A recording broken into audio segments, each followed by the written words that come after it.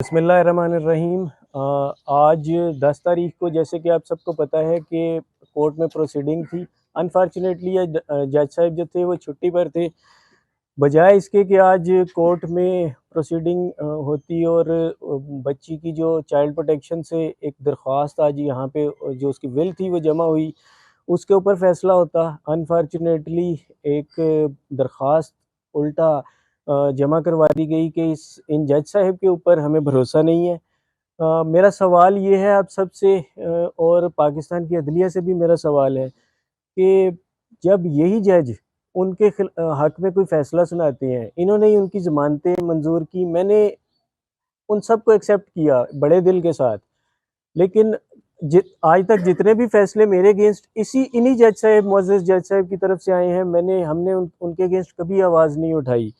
लेकिन जब यही जज साहब अगर मेरे हक में मेरी एक एप्लीकेशन के ऊपर एक नोटिस भी कर देते हैं, तो ये जज साहब जो है इनके ऊपर क्वेश्चन उठा दिया जाता है। आज एक इनके ऊपर एक जानिबदारी का इल्ज़ाम लगा दिया गया, जो कि सरासर ये शो करता है कि इन लोगों का जो माइंड है वो कितना क्रिमिनल माइंड है।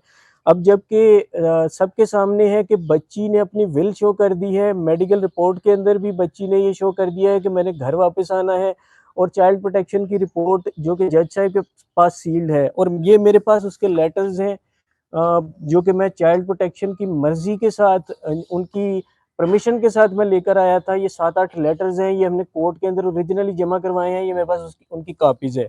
इसमें क्लियरली बच्ची ने शो किया है, अपनी विल लिखी है कि मैंने अपने घर, अपने माँ-बाप के पास अपनी फैमिली को जॉइन करना है। तो अब ऐसा क्या हो गया है कि अब यही लोग इस चीज़ों को सिर्फ़ टाइम डिले कर रहे हैं, सिर्फ़ इसलिए कि उन्होंने जो जुर्म किया है, वो खुलकर सामने आ जाएगा कि किस तरीके से वो बच्ची को अगवा करके लेके गए, और जो उन्होंने जुर्म किया वो सब शो हो जाएगा। तो ये एक इंतहाई अफ़सोस का मुकाम है। दूसरी चीज़, मैं सुप्रीम कोर्ट के चीफ़ जस्टिस जो हैं, उनसे रिक्वेस्ट करता हूँ, अपील करता हूँ उनसे, और सिंध हाई कोर्ट के जो चीफ़ जस्टिस हैं, मैं उनसे भी अपील करता हूँ कि खुदारा मेरे मामले को देखिए। जब बच्ची कोर्ट के अंदर आके अगर बच्ची जो है वो फ्री विल दे देती है अपनी घर के अगेंस्ट, तो वो फ़ौरन सुन ली जाती है। लेकिन वही बच्ची अगर अपने घर जाने के लिए बार-बार बोलती है, तो वो उसके बारे में कोई सुनता नहीं है। तो ये क्या इस तरह इंसाफ मिलेगा पाकिस्तान में? मुझे ये बताइए कि पाकिस्तान में अगर किसी वालिदैन के साथ ऐसी सिचुएशन हो जाए जिस सिचुएशन में मैं हूँ, और जितनी फ़ाइट मैंने की है अपनी बच्ची की वापसी के लिए, मुझे ये बताइए कि मैं क्या करूँ? कौन-सी अदालत का दरवाज़ा खटखटाऊँ? मैं सुप्रीम कोर्ट तक गया हूँ, मजिस्ट्रेट से लेकर सुप्रीम कोर्ट तक मैंने हर अदालत का दरवाज़ा खटखटाया है। मुझे बताइए कि मैं क्या करूँ? कौन-सा दरवाज़ा खटखटाऊँ? कैसे अपनी बच्ची को, जो कि विलिंग है हमें जॉइन करने के लिए, और वो एक माइनर डिक्लेयर हो चुकी है, और उसके बावजूद उस इस चीज़ की राह में रोड़े अटकाए जा रहे हैं। मैं ये सवाल आप सबसे करता हूँ, अगर आपके पास कोई क्वेश्चन है तो आप मुझसे कर सकते हैं। मुलाकातें हुई आपकी, कितनी मुलाकातें हुई, क्या बात हुई? देखिए, ये भी वाज़ेह कर दें इसके साथ ही कि जो कोर्ट में अदम इत्मीनान का इज़हार किया गया, वो किसकी तरफ से दरख्वास्त दायर की गई और किसने दायर की है? देखिए, दरख्वास्त कौन दायर कर सकता है? ज़ाहिर-सी बात है कि जो अदर पार्टी है उन्होंने दरख्वास्त दायर की है आज, कि हमें इस जज साहब के ऊपर एतबार नहीं है। ये जानिबदारी का मुज़ाहिरा कर रहे हैं। हालाँकि यही जज साहब हैं जो कि जिन्होंने इनकी ज़मानतें मंज़ूर की।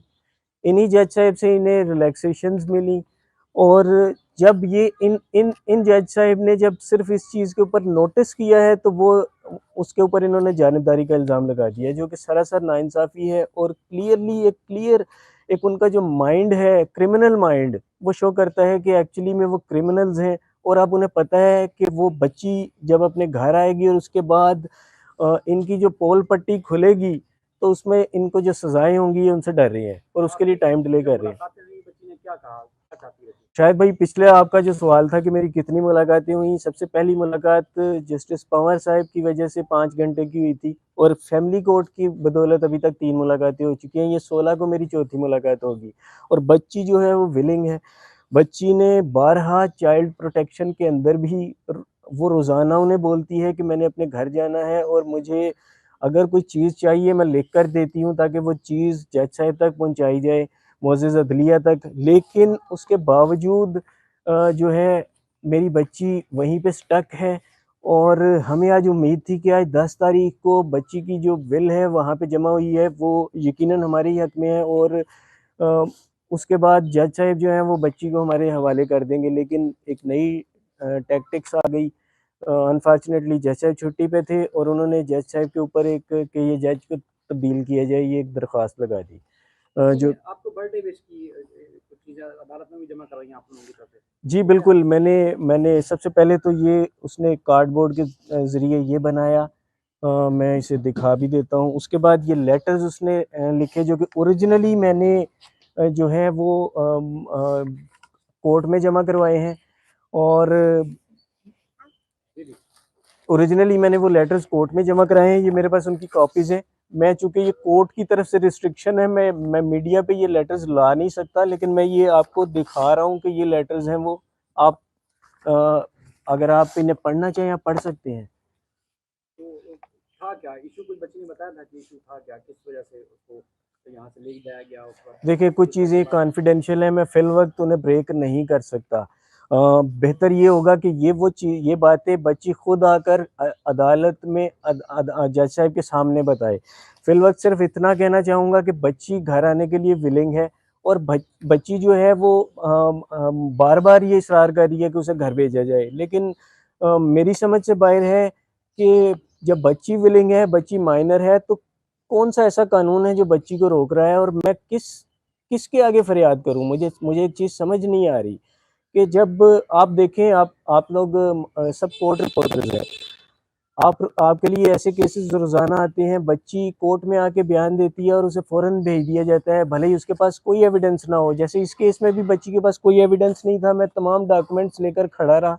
एट द एंड वो सारी चीज़ें प्रूव हुई, मेडिकल बोर्ड बना सुप्रीम कोर्ट के ऑर्डर पे और बच्ची माइनर डिक्लेयर हुई। अब बच्ची जब खुद बोल रही है कि मैंने घर आना है, तो अब बच्ची को क्यों वापसी आने नहीं दिया जा रहा? मैं इसीलिए सुप्रीम कोर्ट ऑफ पाकिस्तान के चीफ जस्टिस साहब, मुअज़्ज़िज़ चीफ जस्टिस से और सिंध हाई कोर्ट के मुअज़्ज़िज़ चीफ जस्टिस, मैं इन दोनों से अपील करता हूँ कि काइंडली इस केस के अंदर नज़रसानी फरमाइए। मेरी बच्ची एक इंसान है, जीती जागती है, वो तकलीफ़ में है, वो घर वापस आना चाह रही है। मैं बताइए मैं किस अदालत के आगे, किसके आगे मैं दरवाज़ा खटखटाऊँ? मैं 8 महीने से ये केस आप सबके सामने है और हैरत की बात ये है कि 8 महीने गुज़र जाने के बावजूद इस केस का ट्रायल प्रॉपर्ली स्टार्ट नहीं हो सका।